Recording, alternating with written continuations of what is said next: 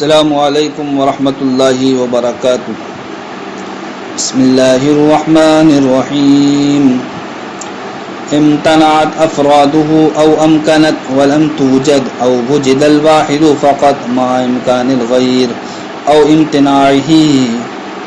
او الکثیر مع التناہی او عدمه۔ یہاں سے مصنف علیہ الرحمہ کلی کے اقسام بیان فرمانا چاہتے ہیں، لیکن یہ کلی کے اقسام اس کے افراد کے خارج میں پائے جانے یا نہ پائے جانے کے اعتبار سے ہیں۔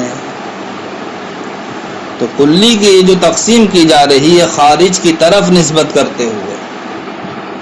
کہ کلی کے افراد خارج میں پائے جاتے ہیں یا خارج میں نہیں پائے جاتے ہیں، تو خارج میں اس کے افراد کے پائے جانے یا نہ پائے جانے کے اعتبار سے کلی کے اقسام مصنف علیہ الرحمہ یہاں بیان فرماتے ہیں کلی کی 6 قسمیں ہیں۔ کلی کی 6 قسمیں ہیں، اس لیے کہ یہاں پر 6 احتمال کا تحقق ہوتا ہے۔ اس 6 احتمال کے تحقق کی وجہ سے مصنف علیہ الرحمہ نے کلی کی 6 قسمیں بیان فرمائی ہیں۔ وہ 6 احتمال کیا ہیں ان کو آپ بغور ملاحظہ کریں۔ وہ 6 احتمال یہ ہیں کہ نمبر 1، یا تو کلی کے افراد کا خارج میں پایا جانا محال ہوگا یا پھر کلی کے افراد کا خارج میں پایا جانا ممکن ہوگا۔ اگر کلی ایسی ہے کہ جس کے افراد کا خارج میں پایا جانا محال ہے تو یہ کلی کی پہلی قسم ہوئی۔ دوسری قسم یعنی کہ کلی کے افراد کا خارج میں پایا جانا محال تو نہیں ہے، لیکن جناب والا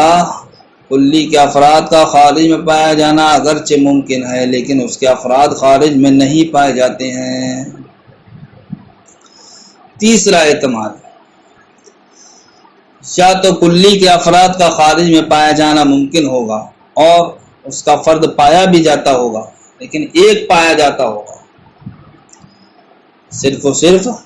ایک ہی فرد پایا جاتا ہوگا۔ اب اس کے اندر 2 احتمال نکلیں گے، یا تو ایک کے علاوہ دوسرے کا پایا جانا ممکن ہوگا یا محال۔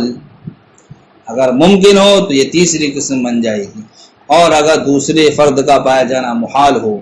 تو یہ چوتھی قسم بن جائے گی۔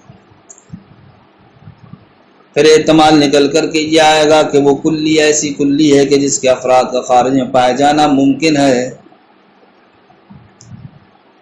اور خارج میں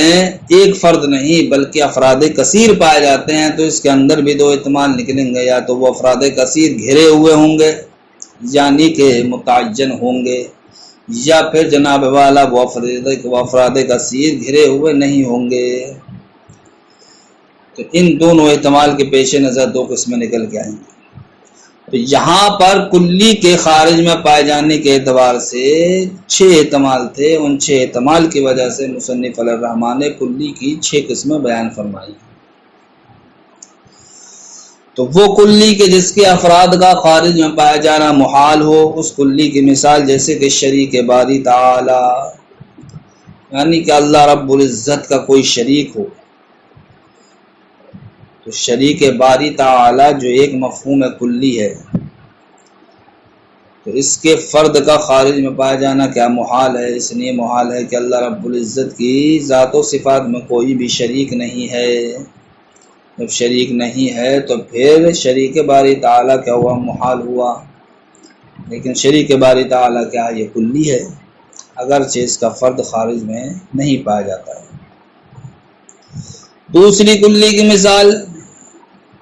کہ جس کے افراد کا خارج میں پایا جانا محال نہیں بلکہ ممکن ہو، لیکن ممکن ہونے کے باوجود نہ پایا جاتا ہو، تو جیسا کہ عنقا پرندہ کہ کہا جاتا ہے اس کے تعلق سے یہ بہت ہی بڑا ہوتا ہے، اس کے انڈے پہاڑوں کے برابر ہوتے ہیں۔ تو اب ایسے پرندے کا خارج میں پایا جانا ممکن تو ہے لیکن فی الوقت خارج میں پایا نہیں جاتا ہے۔ اسی طریقے سے موتیوں کا پہاڑ، یہ خارج میں موتیوں کے پہاڑ کا پایا جانا ممکن ہے، اس لیے کہ اللہ رب العزت اس بات پر بھی قادر ہے کہ پہاڑ کو پتھر کے بجائے موتی کا بنا دے، لیکن خارج میں موتی کا پہاڑ پایا نہیں جاتا۔ تیسری قسم کی مثال کہ وہ کلی جس کے افراد کا خارج میں پایا جانا ممکن ہو لیکن ایک ہی فرد پایا جاتا ہو اور دوسرے فرد کا پایا جانا کیا ہو ممکن ہو۔ اس کی مثال ہے لفظ شمس، کہ لفظ شمس کیا ہے، یہ بھی امر کلی ہے۔ لفظ شمس یہ کلی ہے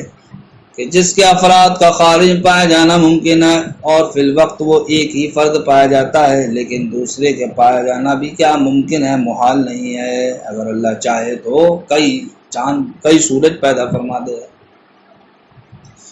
چوتھی کلی کی مثال کہ وہ کلی جس کے افراد کا خارج پایا جانا ممکن ہے اور وہ فرد خارج میں پایا بھی جاتا ہے ایک ہی صرف، اور دوسرے فرد کا پایا جانا کیا محال ہے، اور فرماتے ہیں وہ کیا مفہوم واجب ہے، مفہوم واجب الوجود، یعنی کہ واجب الوجود کا مفہوم یہ ایسا امر کلی ہے، ایسا امر کلی ہے کہ اس کے افراد کا خارج میں پایا جانا،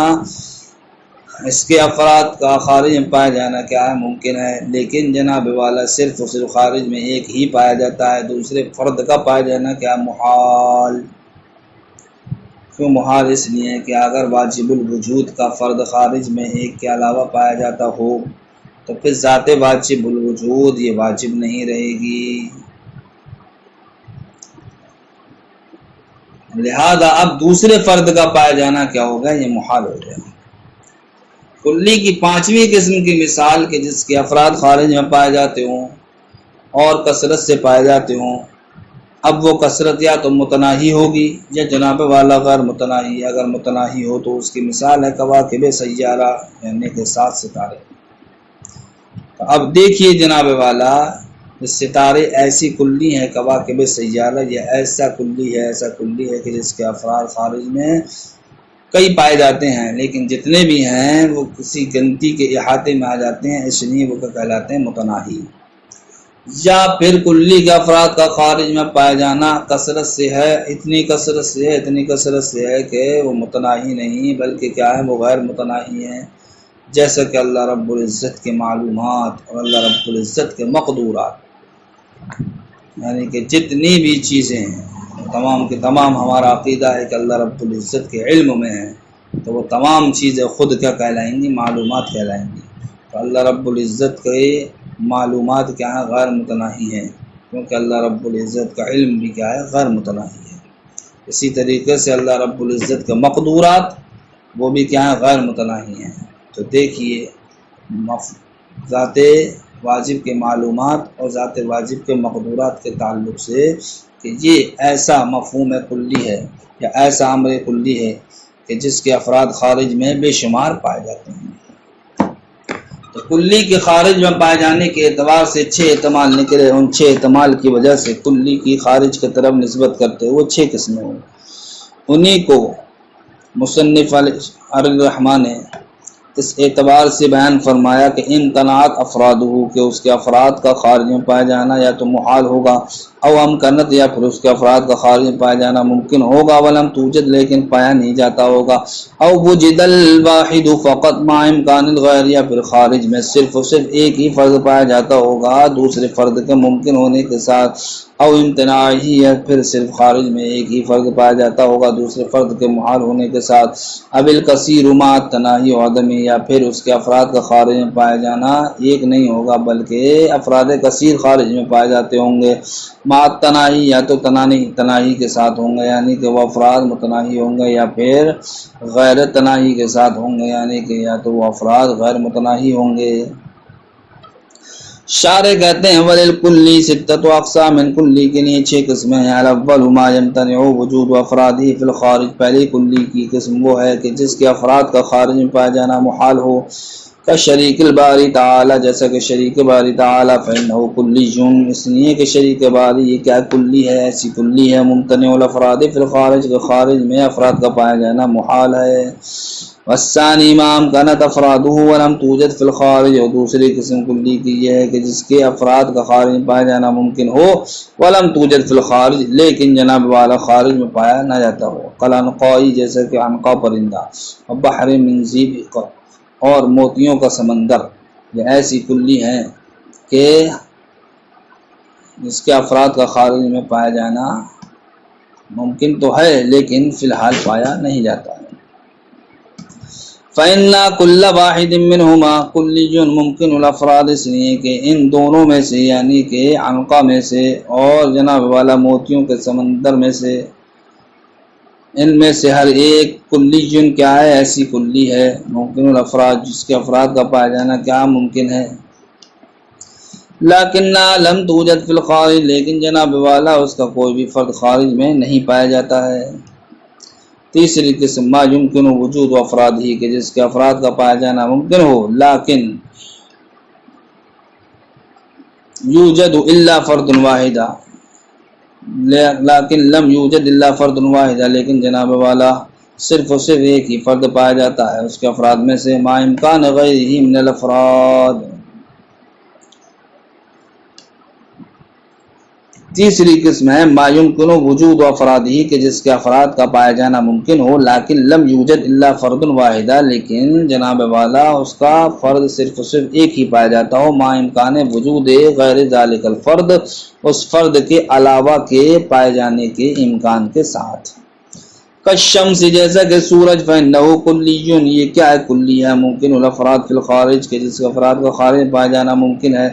لیکن لم یوجد من افرادہ الا فرد واحد ما امکان غیرہ من الافراد، لیکن جناب والا اس کے افراد میں سے نہیں پایا جاتا مگر ایک ہی فرد، اس فرد کے علاوہ دیگر افراد کے پائے جانے کے امکان کے ساتھ۔ چوتھی قسم ما امکنت افرادو، کہ جس کے افراد کا پایا جانا ممکن تو ہے، ولم یوجد من الافراد الا واحد، اور جناب والا نہیں پایا جاتا اس کے افراد میں سے مگر صرف اور صرف ایک ہی فرد، ما امتناع غیر ذالک الفرد، اس فرد کے علاوہ دوسرے فرد کے پائے جانے کے محال ہونے کے ساتھ، کا مفہوم واجب الوجود، جیسے کہ واجب الوجود کا مفہوم، فإنہ کلی، تو یہ مفہوم کیا کلی ہے، لم یوجد من افرادہ الا فرد واحد،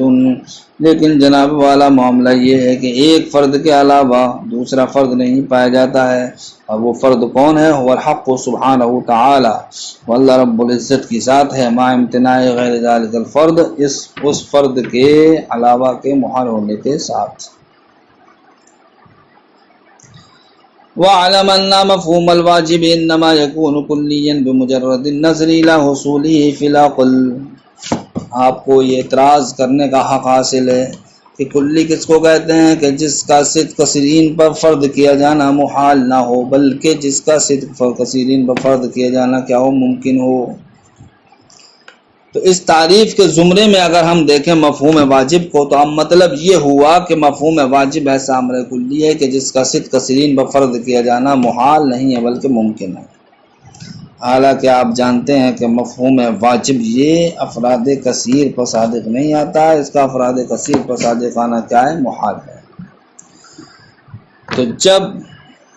مفہوم واجب یہ افراد کثیر پر صادق نہیں آ سکتا تو پھر اس کو ہم کلی کیسے مان سکتے ہیں، حالانکہ کلی کا معاملہ تو یہ ہے کہ وہ افراد کثیر پر صادق آتا ہے، تو پھر مفہوم واجب یہ کلی کیسے ہو گیا؟ اسی کا جواب شارح یہ عنایت فرماتے ہیں کہ مفہوم واجب اس کے اندر دو حیثیتیں ہیں، ایک حیثیت ہے صرف اور صرف عقل میں حاصل ہونے کی جانب نظر کرنا، یعنی کہ جو مفہوم واجب عقل میں حاصل ہوا ہے بس صرف اور صرف عقل میں حاصل ہونے کے اعتبار سے ہم دیکھیں، عقل میں دلیل توحید قائم ہونے کے اعتبار سے ہم نہ دیکھیں۔